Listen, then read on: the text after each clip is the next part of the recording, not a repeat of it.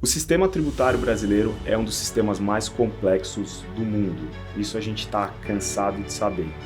Já há muito tempo se falava em fazer uma reforma tributária, mas a complexidade do tema parecia inviabilizar qualquer tipo de iniciativa. Mas a reforma está saindo do papel, ela não está concluída ainda, mas ela está tomando forma, ela está avançando. E no meio disso tudo, os médicos e as empresas médicas um pouco perdidos, até por falta de uma noção empresarial mais completa, né? Os médicos estudam muito temas técnicos, mas não têm uma formação empresarial muito sólida, né? Mas afinal, que ponto que a gente está? O que vai mudar? A reforma vai ser boa? Vai ser ruim para o médico? Será que vai aumentar a carga tributária? Para tratar desses e outros assuntos, eu convidei aqui o meu amigo e advogado tributarista Paulo Schmidt Pimentel.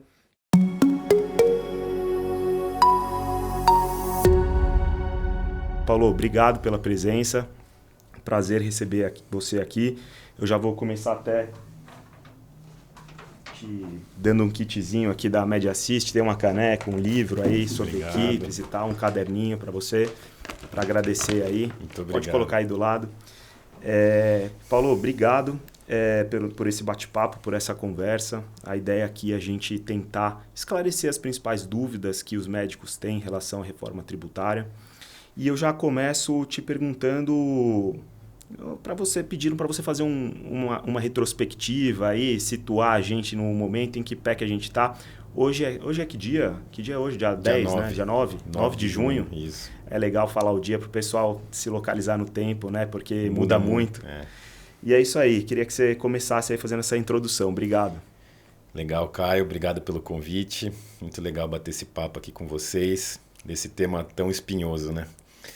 Bom, vamos começar a falar de forma um pouco geral da reforma tributária. Como você mencionou, o nosso sistema tributário é extremamente complexo, o que deixa tudo muito caro. Não só a carga tributária é alta, mas a carga burocrática também é muito alta. As empresas têm que ter equipes, escritórios de contadores, advogados, tudo isso gera um custo.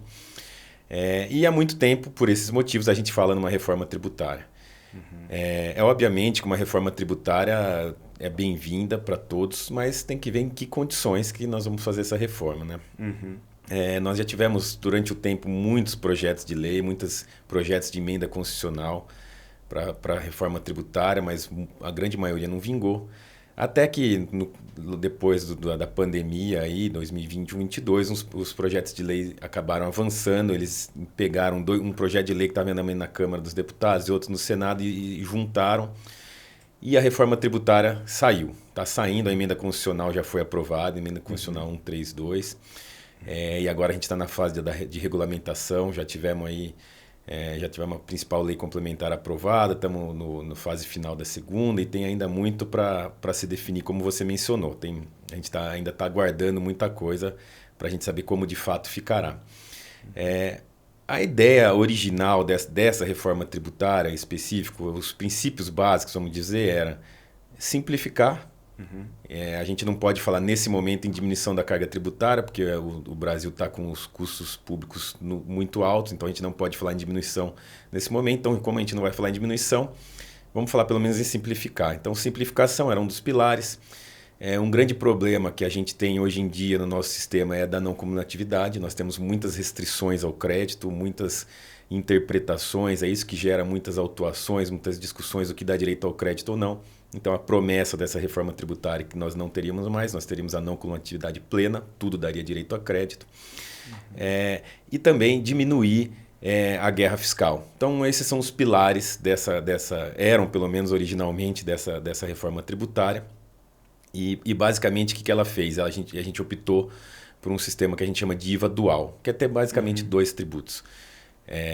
Então, a gente está falando aí da extinção do PIS e COFINS, que virou a CBS, a extinção do ISS e do ICMS, que virou o IBS, e a extinção do IPI, que basicamente virou o imposto seletivo, que a gente chama de imposto do pecado. Então, as mudanças principais na estrutura básica foram essas. Lembrando que a gente está, nesse momento, falando de uma reforma tributária sobre o consumo.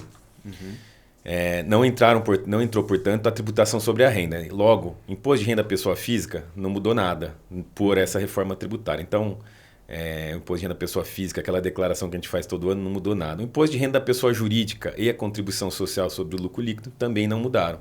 Então, tudo continua como era antes. Então, a gente teve uma reforma tributária, e aí eu já falo um pouco o meu ponto de vista, até um pouco mais crítico, pela metade. Mudar o sistema tributário no Brasil é muito complexo, é muito traumático. A gente vai ter um período de transição muito difícil para todo mundo, tanto para o governo quanto para as empresas. Então, eu acho que a gente já tinha que ter aproveitado a oportunidade para já fazer tudo de uma vez, não ir fazendo aos poucos. Mas não foi o que aconteceu, foi pela metade. Então, basicamente, a reforma tributária é isso. Então, assim, a gente tem aí os impostos sobre o consumo nessa primeira fase, né? A renda, seja da pessoa física quanto da pessoa jurídica, ainda está de fora, né? E a gente tem, nesse momento, uma regulamentação parcial, né? A gente tem a lei complementar regulamentando, porém as alíquotas ainda não foram definidas, né? Ainda vão sair as normas dos estados, dos municípios, tal, e você comentou sobre o conselho gestor, né, que vai fazer todo esse trabalho aí de padronização de alíquota e etc e tal. Como é que vai ser essa transição, Paulo? A gente está agora em 2025, a ideia é que comece em 2026 e se estenda por vários anos. Como que vai ser feito isso? E nós aqui, contadores, né, como contadores de médicos, a gente vai ter que fazer escriturações segregadas, né? Uma basicamente com o cenário atual e outra com o cenário futuro. Explica para a gente um pouco como que vai ser essa progressão aí até o término da reforma. Vamos lá, Caio. Eu acabei não sendo tão específico na minha primeira fala, mas nós tínhamos então o PIS e COFINS, que eram 2 tributos federais que viraram a CBS. E nós tínhamos o ISS e o ICMS, o ISS é um tributo municipal, o ICMS é um tributo estadual, que viraram o IBS, que também é um tributo federal. Então nós temos agora o IVA dual, são 2 tributos federais. O CBS ele continua sendo regulamentado pela União, assim como era o PIS e COFINS. E o ISS e o ICMS são regulamentados pelo Comitê Gestor, que é um grupo que reúne representantes dos estados e dos municípios, para que todas as normas fiquem harmonizadas. Então, para a gente não ter mais aqueles conflitos entre normas entre os estados e municípios. A transição começa já a partir do ano que vem, e essa é a nossa grande preocupação. Como você mencionou, a gente tem muita coisa ainda para regulamentar, muitos detalhes que a gente não sabe como vai ficar. O ano está acabando, tem 6 meses. A gente já está na metade do ano. Então, e o ano que vem já começa a valer, mas ele vai valer numa alíquota mínima. Então, para as empresas irem se adaptando.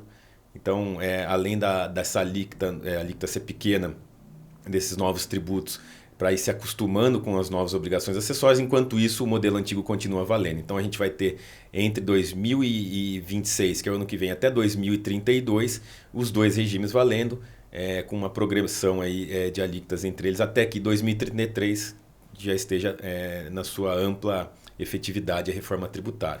Então, nesse momento, Caio, até falando para focar nos contadores, as empresas vão ter que ter os 2 sistemas. Sim. Por isso que eu falei que uma reforma tributária é muito traumática, porque você tem que adaptar programas, as obrigações acessórias, declarações que vocês têm que fazer. Sim.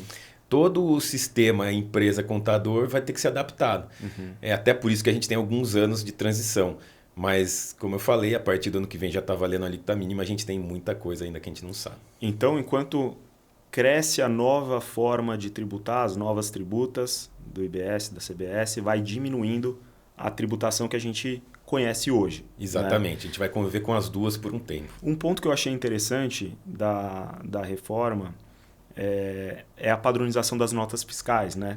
Existe essa discussão que hoje a gente, por exemplo, a Mediassist atende médicos no Brasil inteiro e conforme a sede a gente emite uma nota fiscal pela prefeitura, né? Os emissores são conectados, integrados às prefeituras e a gente tem mais de 5.000 tipos de notas no Brasil e a ideia é padronizar isso. Eu achei um ponto bastante interessante. Mas vamos pensar um pouquinho no nosso espectador aqui no médico, né? A gente tem as clínicas, a gente tem as empresas que prestam serviço direto para o hospital.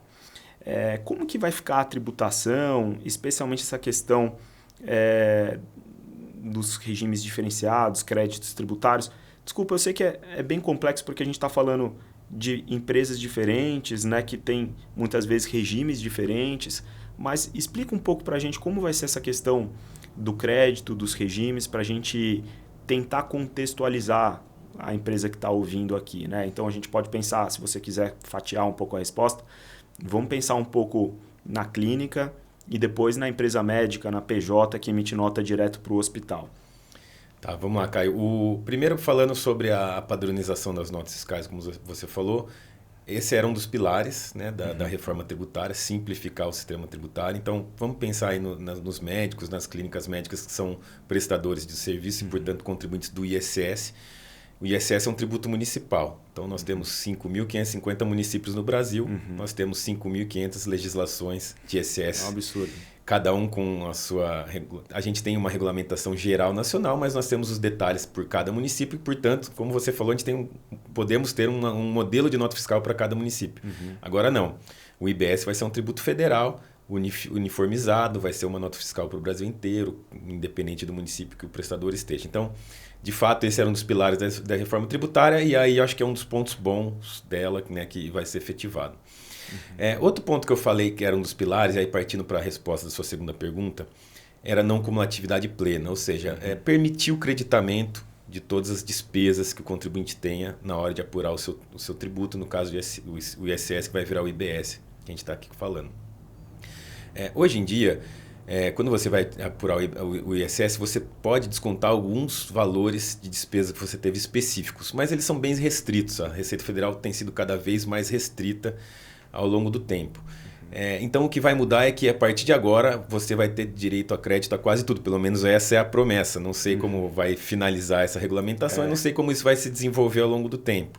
Porque lá atrás, quando o nosso sistema tributário atual foi feito, também a gente tinha, na teoria, uma não cumulatividade que virou o que está hoje em dia. Então, em teoria, você vai poder ter como crédito várias despesas, ou quase todas as despesas do seu dia a dia.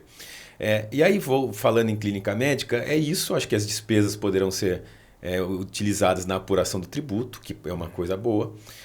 Por outro lado, nós temos aquelas PJs que prestam serviços para hospitais, por exemplo, como você mencionou, que são PJs que quase não têm despesas. Elas são criadas, né, para operacionalizar a prestação de serviço. Então, nesse caso, como a gente terá uma alíquota única e mais alta do que hoje em dia, provavelmente pode ser que tenha um aumento da carga tributária, porque você não vai ter quase nenhuma despesa para se creditar. Essa é uma das grandes críticas, né, para a reforma em relação aos prestadores de serviço, né, que os prestadores de serviço, diferente de uma indústria, né, e até de um comércio que compram muitas mercadorias para venderem, né, tem uma não cumulatividade muito mais aflorada, né? Os prestadores de serviço, eles basicamente têm ali a mão de obra como a principal força de trabalho, né? Então, a não cumulatividade ela não é tão impactante no caso deles, né? Exatamente. Por isso que desde o começo os prestadores de serviços brigaram bem contra a reforma tributária nestes moldes. Essa briga até resultou em algumas diminuições de alíquotas, que a gente pode falar daqui a pouco, para vários prestadores de serviço, porque é exatamente isso. O prestador de serviço tem pouca despesa, a despesa deles é de mão de obra, basicamente. Então, aumentando a alíquota e não deixando você ter crédito, você acaba tendo um aumento da carga tributária. Então, assim, primeira conclusão que a gente tem aqui é em relação aos créditos. Acho que as clínicas médicas vão poder aproveitar um pouco mais do que as empresas prestadoras de serviço que não fazem contratações ou aquisições para prestar o serviço, né? Muitas vezes é aquele casal de médicos ou um grupo de amigos que presta serviço para o hospital e eles não vão ter muito o que creditar. Mas vamos falar um pouquinho agora então dos regimes tributários, né? O pessoal que está assistindo a gente, a maioria deve saber que tem um regime tributário, a empresa, então alguns estão enquadrados no Simples Nacional, outros no lucro presumido, principalmente esses dois regimes. O que vai mudar de um em relação ao outro, assim, Paulo? Explica pra gente. Primeira coisa que é importante mencionar, pensando no nosso público que está nos ouvindo e nos assistindo, o Simples Nacional continua normal. Então, esse é uma coisa importante, como você mencionou, muitas dessas empresas estão no Simples. Então, no Simples, para quem quiser, ele continua normal como é hoje. O lucro presumido, ele vai mudar um pouco, como eu falei, a reforma tributária ele não atingiu o imposto de renda, a contribuição social, nem a tributação sobre a folha. A gente está falando aqui da contribuição previdenciária patronal. Então, a empresa vai continuar no lucro presumido sobre esses tributos e vai mudar com o ISS, né? No caso dessas empresas, vai mudar, vai transformar no IBS. Então, vai ter essas grandes mudanças. O que tem de novidade além disso? É que no Simples você vai poder ter duas opções. Você vai ou continuar com o Simples normal como é hoje, abrangendo tanto o imposto de renda, a contribuição social, a contribuição patronal, quanto o IBS e o CBS dentro de uma única guia. Então, substitui os tributos da reforma tributária, mas o sistema do Simples Nacional continua normal, recolhe a DAS, lá, aquela guia única. Ou você pode optar por apurar o IBS e CBS fora do Simples. Então, você fica com o imposto de renda, contribuição social e a contribuição patronal no Simples, e você apura o IBS e CBS por fora. Para quem que é interessante isso? Para quem tem bastante despesa que pode tomar crédito. Então, hoje em dia você vai ter 3 opções. Simples normal como é hoje, o Simples com apuração por fora do IBS e CBS e o lucro presumido também já existe hoje. Então, na prática, a mudança é essa. Então, assim, só para tentar ser um pouquinho didático aqui com o pessoal, ver se todo mundo capturou. Hoje, o Simples Nacional, as empresas já recolhem tributos segregados em uma mesma guia, que é a guia DAS. Então, por isso que o Paulo falou esse monte de tributos. Vocês pagam uma guia só no dia 20, a guia DAS, mas ali dentro tem vários tributos. E agora o médico vai poder optar, né, por manter alguns desses tributos dentro da guia DAS e excluir outros, né, que você mencionou, que seria justamente esses que estão na reforma, não é isso? Exato. Então, o ICMS, o ISS, que estão ali dentro da guia DAS, eles seriam segregados, né, e manteria o pagamento dos outros tributos, ali, contribuição previdenciária, né, e outros tributos que estão fora da reforma. Ou então manter do jeito que está. Né? Isso para o Simples. Né? Isso. E no lucro presumido a gente teria mesmo essa segregação, o ISS seria transformado no IBS. Isso, né? o PIS e COFINS na CBS. E o PIS e COFINS na CBS. Né? Então, que nem a gente mencionou, o imposto de renda e a contribuição social sobre o lucro líquido ainda estão fora da reforma, ficarão para uma segunda fase, que a gente não sabe se vai acontecer ou não. A gente está focando ainda na primeira fase, nos tributos sobre o consumo. E outro ponto importante aqui para a gente conversar é da sociedade uniprofissional. A gente sabe que as sociedades de profissionais, quando fazem esse enquadramento na prefeitura, elas têm ali o direito de recolher o ISS por profissional. Né? A maior parte dos municípios tem isso regulamentado, permitem isso. Como é que isso vai ficar na reforma tributária, dado que o ISS vai ser extinto, Paulo? Como é que tem sido tratado isso? Qual que é a expectativa?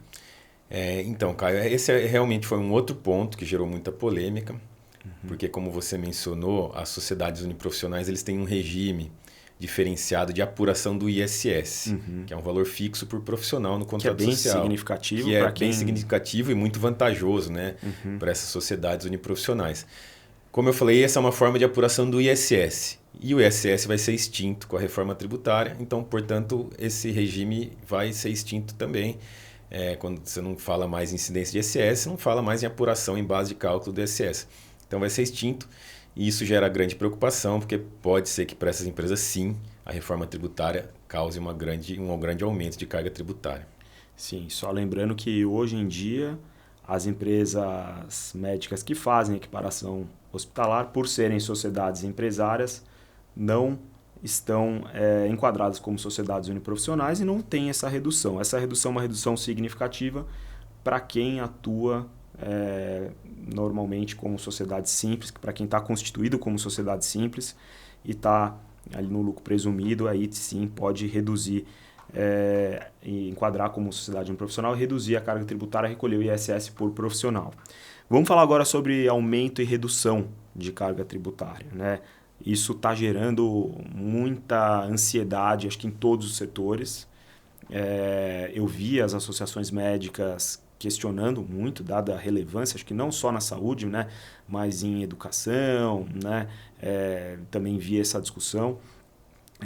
Mas a lei complementar mexeu com isso, né? Acho que a relevância realmente foi compreendida, né, pelo Poder Legislativo, e há uma redução. Conta pra gente como que isso está desenhado na legislação e como que isso vai evoluir com a regulamentação da regulamentação. Falando em carga tributária, em mudança da carga tributária com a reforma, a gente ainda não sabe falar. Primeiro que tem muita coisa a ser regulamentada.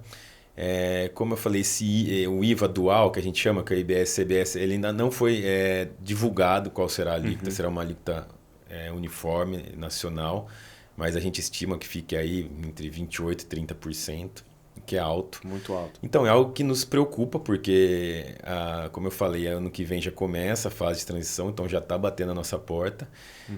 Só que para falar aumento ou não de carga tributária, a gente tem que analisar caso a caso. É difícil a gente falar uma receita única, então a gente tem que analisar se a empresa tem despesas, se são despesas que podem ser consideradas como créditos, enfim, quantidade de profissionais, quantidade de empregado, tudo isso influencia no aumento ou não da carga tributária. O que é fato, que está aí, é que a gente tem que começar a se preocupar na prática com isso. As empresas já têm que começar a conversar com seus contadores, têm que começar a se preocupar até para se preparar aí para essa fase de transição, para ver como que vai ficar.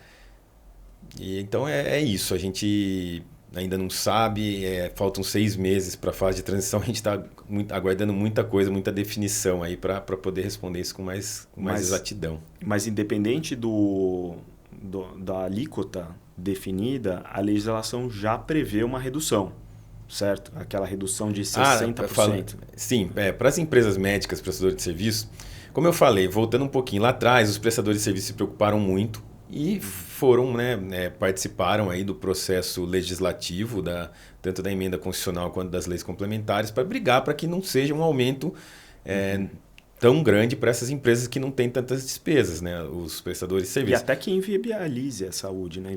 Poderia até inviabilizar, que faz parte do sistema de saúde como um todo. Sim. Então, para essas empresas, tem uma redução de 60% da alíquota do IVA nacional, do IVA dual nacional, que ainda não foi divulgado. Então, a gente sabe que essas empresas terão uma redução de 60% da alíquota, mas não sabe sobre qual é a alíquota.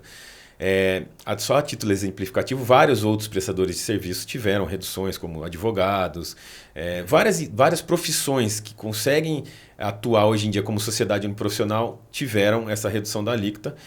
Exatamente por isso, porque você vai aumentar a base de cálculo dessas empresas e a alíquota vai ser também bem mais alta. Então, teve que ter essa redução para conseguir, pelo menos, segurar um pouco esse aumento da carga tributária, que a gente ainda não sabe falar de quanto que é.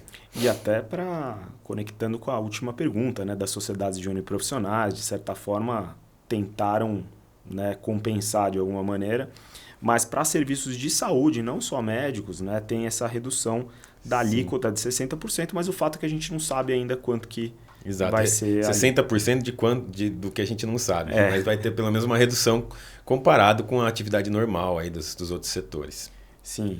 E então, assim, sob o ponto de vista do contratante, né, falando quem presta serviço para hospital, as PJs que prestam serviço para hospital, o que vai mudar, né? Então, a gente já falou um pouco da diferenciação aí do simples para o lucro presumido, mas focando no contratante, o contratante, considerando essa não cumulatividade que a gente falou, ele vai estar preocupado com isso, né? Perfeito. Normalmente esses hospitais são empresas grandes e, portanto, estão no lucro real presumido, né? Não, acho que nem podem atuar pelo simples. E com a vinda do IBS e da CBS, que dá a não cumulatividade plena e fugindo um pouco do juridiquês, direito a crédito, a várias despesas que tem, eles vão se preocupar em contratar empresas que dão esse direito ao crédito. E empresas do simples não dão o direito ao crédito, porque você não tem a apuração normal daqueles tributos. Então, óbvio que tudo vai ser uma característica de mercado, preço, etc. Mas a tendência é que esses hospitais, essas empresas maiores, não queiram contratar quem está no simples. Porque ele vai cortar ali a não cumulatividade, o direito ao crédito dele. Mas é uma tendência, a gente só vai saber isso com a prática, com tudo funcionando. E é muito pouco tempo para a gente ter muitas conclusões, né? Porque imagino que ao final desse exercício vão começar a sair diversas normas, né? Isso se eles não começarem a discutir a reforma da renda, que é algo que eles já estão ensaiando também, né? Exato. A gente ainda está na fase de regulamentação geral, então nós estamos nas leis complementares, mas a gente que atua bastante nessa área, a gente sabe que tem as normas infralegais, tem portaria, tem muita coisa que ainda está por vir e que a gente, portanto, não sabe o que vai ser. Vai começar já o ano que vem, então empresas grandes que precisam se planejar, fazer orçamento para vários anos, o que vai ser daqui a 5 anos, estão completamente no escuro, não conseguem se planejar. E essa que é a grande crítica, né? Talvez foi feito de uma forma muito assodada essa reforma, na ânsia já de começar a valer, de fazer o teste, talvez atropelou algumas fases aí da reforma que gera muita insegurança nas empresas. Lembrando que ano que vem é um ano eleitoral também, né? E, ao meu ver, tem grande chance de ter algum tipo de prorrogação, pelo menos em alguma parte dessa regulamentação, né? Paulo, muitos médicos têm holding patrimonial, né? Eles colocam imóveis dentro de empresas para fins de organização patrimonial e até de redução de carga tributária, no caso de locação de imóveis, por exemplo. O que vai mudar para esse tipo de empresa? Eu sei também que é muito incipiente, né? A gente ainda não sabe exatamente como vai ser, mas existem já algumas discussões, alguns contornos que estão colocados na lei complementar. E ali eu que pelo menos me interesso pelo tema, já vejo muita gente falando que vai inviabilizar a holding patrimonial e tal. Explica para a gente um pouco dessa discussão, o que está acontecendo com as holdings patrimoniais. Sim, vou tentando fugir o máximo do juridiquês aqui, aí você me ajuda até nessa tradução. Vamos lá. Mas é que quando a gente pensa em holding patrimonial, principalmente de quem tem locação, o ISS é um tributo que hoje em dia está valendo e foi extinto pela reforma tributária. Ele é um tributo que incide sobre prestação de serviço, sobre uma obrigação de fazer. E a locação não é uma prestação de serviço. Você disponibiliza um bem temporariamente para outra pessoa. Então, a locação não estava atingida pelo ISS. Com a extinção do ISS, com a reforma tributária, veio em seu lugar o IBS. E o IBS é um tributo com base ampla, a gente chama. Ou seja, ele incide sobre tudo, sobre a receita da empresa. E, portanto, a locação era uma atividade que não estava sujeita ao ISS e que passará a estar sujeita ao IBS.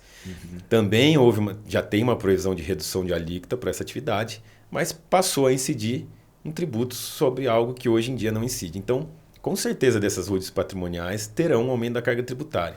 Se vai continuar valendo a pena ou não, aí a gente não sabe. Aí tem que estudar caso a caso, tem que esperar a final da regulamentação da reforma tributária e fazer os detalhes. Mas uma coisa é fato, vai passar a incidir um tributo que não incidia.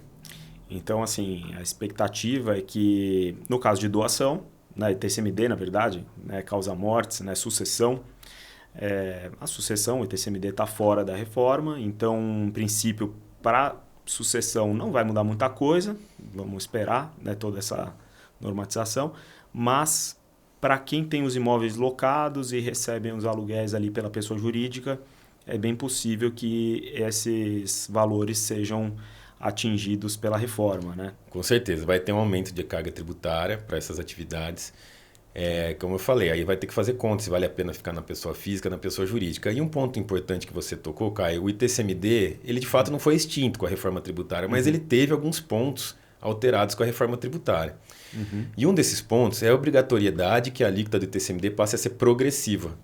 Então, fazendo um comparativo aí com o imposto de renda da pessoa física, de acordo com o valor que dos bens que você recebe em doação ou herança, você vai ter uma alíquota do ITCMD. Então, ela obrigatoriamente vai ser progressiva. Hoje em dia, no estado de São Paulo, a gente tem uma alíquota única. Então, com essa alíquota progressiva, a gente pode dizer que também teremos um aumento de carga tributária do ITCMD. O projeto de lei para essa alíquota progressiva já está em andamento na Assembleia, então deve estar muito em breve em vigor. Então, é isso que eu falei. Com a reforma tributária e com a obrigatoriedade da alíquota progressiva do ITCMD, tudo tem que ser repensado com relação a essas holdings. Tanto a tributação dela em si, quanto a tributação de uma eventual herança ou doação. Não estou afirmando que a gente tem que mudar todo o sistema que a gente faz hoje. Não, mas a gente tem que refazer as contas, refazer os cálculos, né? Para ver se continua valendo a pena. Fazer um ajuste. E, Paulo, de tudo que a gente está vendo, assim, o que você tem críticas? Você ainda tem muitas dúvidas, né? Uma dúvida que eu vi outro dia até no jornal é em relação à operacionalização disso tudo. Acho que tem muita questão de sistema, né, para o governo padronizar, adotar, a própria questão da nota fiscal que a gente falou, a complexidade de ter 2 sistemas, um ao lado do outro, né, para a gente vai gerar uma complexidade muito maior para os contadores.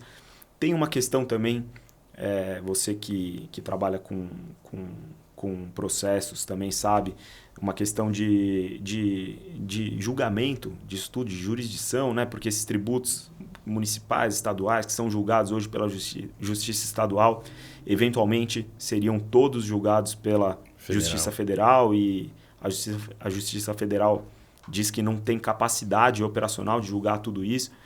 Você acha que vai virar um caos? A minha pergunta é, o governo mostra, ao meu ver, que ele não tem capacidade de lidar com questões muito básicas, né? E essa é uma questão extremamente complexa, né? Tanto operacional quanto de investimento. Então, assim, o que você, olhando assim para tudo isso, consegue enxergar as críticas que você faz? Porque, para mim, parece um pouco surreal o passo que estão dado o nosso momento, né?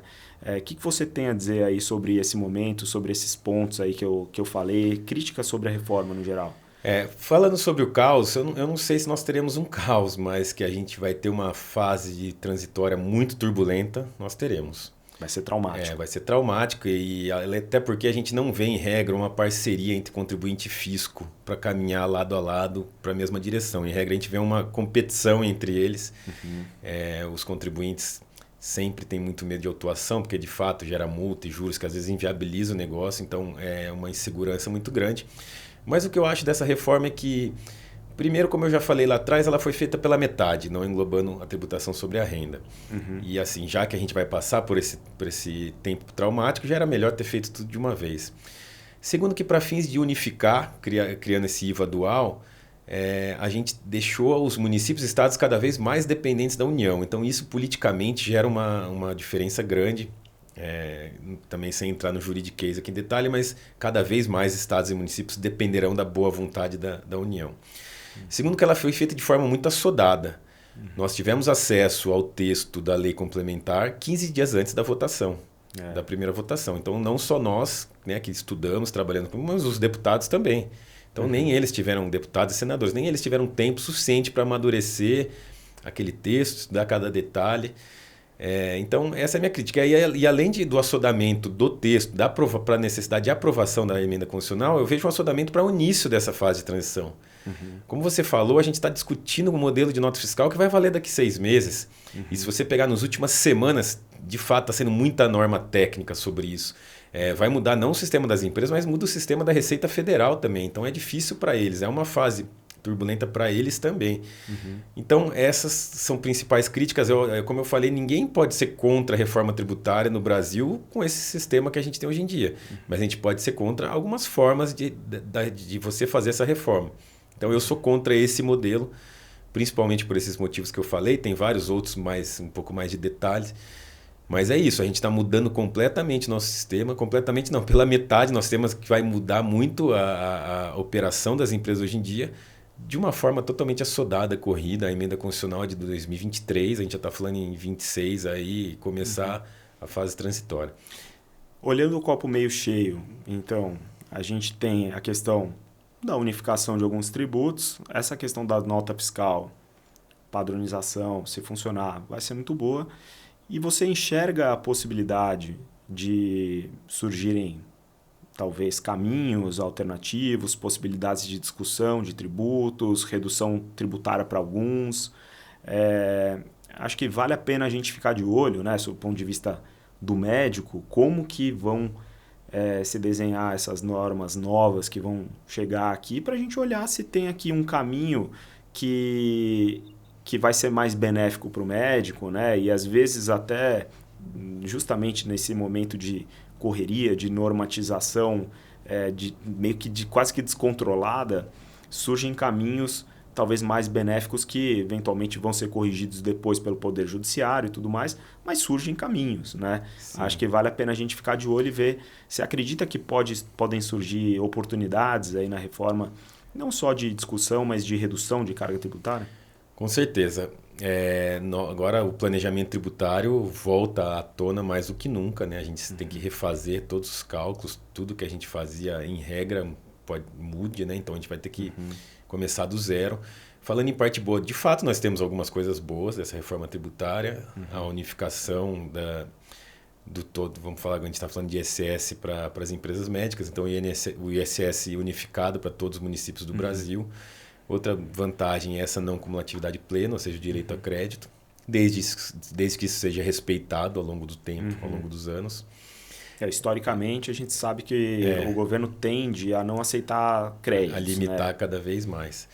Então, essa é outra parte boa. Então, a gente, com certeza, com a falta de regulamentação, muita discussão ainda vai surgir. Então, muita discussão, inclusive judicial, muitas oportunidades de novas teses tributárias.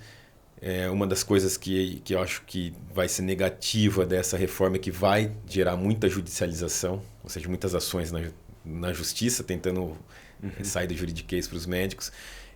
Semana passada o STJ soltou uma pesquisa que entende que vai aumentar em 30% as ações judiciais com o tema tributário. Uma das promessas da reforma tributária é que não haveria o aumento da carga, mas o aumento da carga global. Então, provavelmente a gente terá aumento para alguns setores e diminuição para outros. A média, se eles mantiverem a promessa, vai ser a mesma, mas com certeza alguns setores serão prejudicados e vão ter que refazer esse planejamento. Faria sentido, né, que nem você falou, se a reforma sobre a renda também estivesse dentro, porque de certa forma a promessa é que poderia haver uma compensação, do tipo, se aumentar sobre o consumo aqui, reduziria a tributação sobre a renda da empresa, e também existe uma discussão em relação à tributação dos dividendos, né? Exato. Provavelmente vai entrar nessa reforma sobre a renda, né? Pois é, e essa é uma grande preocupação dos médicos também. A gente recebe quase não todo dia, mas toda semana uma pergunta: quando que vão tributar agora? Porque a estrutura de uma pessoa jurídica, de um mercado pejotizado, é você ir para PJ justamente porque a tributação sobre a pessoa física é muito alta e os dividendos, o lucro que os médicos tiram da empresa não são afetados pela tributação da pessoa jurídica, né? Nem da pessoa física, quer dizer. Então, assim, eles têm uma grande preocupação com a tributação dos dividendos, né? Como é que está isso? Assim, tá dentro dessa reforma que ainda não saiu. Isso. A reforma sobre a renda, como eu falei, não entrou nessa reforma tributária, mas a gente tem visto várias alterações sobre a reforma sobre a renda. Então, a gente não sabe se ela vai ser feita numa tacada só, como foi feita essa reforma tributária do consumo, ou se ela vai sendo feita aos poucos. Então, nós tivemos, um tempo atrás, o aumento lá da faixa de isenção para R$ 5.000, diminuiu a tributação de alguns investimentos no exterior. Então, a gente está tendo algumas alterações da tributação sobre a renda. E a tributação dos dividendos é algo que se fala há alguns anos no Brasil, que eu acho que uma hora ou outra, de tanto falar, uma hora vai sair, e isso é algo muito preocupante realmente para a gente, porque a gente já tem uma carga alta para a pessoa jurídica, e a gente vai ter também uma carga na hora de repassar esse dinheiro para a pessoa física. Vai mudar completamente a nossa relação pessoa física e sociedade. Então, eu acho que isso não aconteceu ainda, mas está para acontecer. Pode acontecer aí a qualquer momento. Mas essas movimentações que você mencionou, elas ainda não são definitivas, né? São aprovações que ainda dependem de outras aprovações, não é isso? Isso. A tributação sobre a renda de investimento exterior já saiu, já está valendo desde esse ano, é o primeiro ano que está valendo. Aí essa declaração já teve algumas mudanças. Sobre as faixas do imposto de renda, de fato, ainda está em andamento e muda... Tem todo esse... Sempre tem um projeto que começa a avançar, vai mudando e aí é engavetado e gera aquele caos. a gente nunca sabe o que vai acontecer, gera uma grande preocupação quando a gente olha o projeto, mas ele pode ter tantas mudanças depois que a gente tem que até se controlar para deixar para se preocupar quando tiver mais fase final, assim como foi a reforma tributária. Mas estão tendo está em andamento a mudança da tributação sobre a renda. Então, a gente tem que se preocupar porque a tributação dos dividendos pode sair a qualquer momento. O argumento, principalmente do governo, de que do Brasil é um dos poucos países que não tributa ainda os dividendos, para mim é um pouco furado, porque a gente também tributa muito mais a pessoa jurídica, a gente tributa o patrimônio de forma muito maior, com IPVA, IPTU, enfim. Nós temos várias outras características do nosso sistema tributário que, em que pese não tributar a renda, essas outras características deixam a carga tributária, no final das contas, muito alta. Então, o argumento que só não tributa aqui e tributa fora, acho que não vale, porque o sistema tributário brasileiro tem uma característica muito, muito diferente e, portanto, a comparação não é válida. Com certeza. Paulo, mais algum comentário para fechar? Você quer fazer Você dá alguma recomendação para os médicos aí para a gente finalizar? A recomendação é que não os médicos em si, mas os contadores e o pessoal que trabalha para eles têm que ficar muito ligado na reforma tributária. Tem muita coisa para ser regulamentado, mas tem muita coisa já definida e que, portanto, já podem entrar nesse estudo, nessa adaptação. Então, é ficar ligado e assim, estar aberto para as mudanças, porque, de fato, eu acho que para o setor médico muita coisa vai mudar. Uma das coisas que a gente falou é de Simples ser contratado por Simples, por hospitais. Eu acho que isso vai ficar praticamente inviabilizado, então isso vai ter que ser revisto. E do mais a gente não pode falar muito, porque tem muita coisa para se resolver ainda. Mas tem que estar no radar, porque vai mudar bastante coisa e está aí, né? Daqui 6 meses a gente já começa.